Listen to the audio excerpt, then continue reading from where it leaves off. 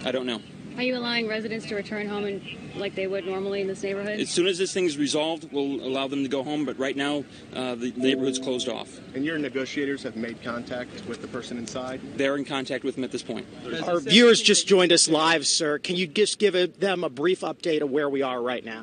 Our SWAT team is on scene. The house is surrounded. Our negotiators are attempting to communicate with them at this point.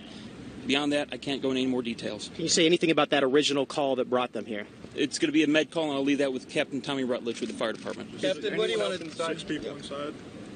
We have the suspect and 4 firefighters. Originally, there was 5. He allowed one of the firefighters to leave to move the fire truck.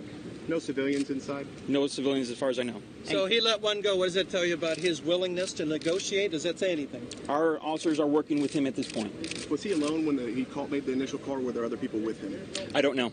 Can Captain Rutledge update us on that initial call here? Well, right now, as you've heard from law enforcement, we do have fire department personnel. There are 4 members of our department who are being held hostage by the gunman. We're hoping for a peaceful resolution along with our law enforcement team. Right now, we've not been given any indication that our firefighters have been harmed at this point. And again, we're leaving the resolution up to our law enforcement officials, and we'll update you as soon as we know more information. Our firefighters did respond to a call we respond to hundreds of times, and that's a typical medical emergency at a private residence.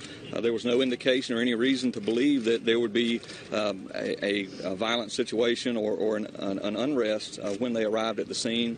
They went in, began to do what they do every day when they were taken hostage. So right now, again, we're not getting any word that any of those firefighters have been harmed, and we are hoping for a peaceful resolution along with our law enforcement team. What's in your heart? It's got to be tough for you guys to watch this happen. Well, as you can imagine, it's difficult for any public safety official or civilian to see something like this take place. And again, our hopes are for a peaceful resolution, and that's what we're aiming for today. Was there actually a medical emergency, or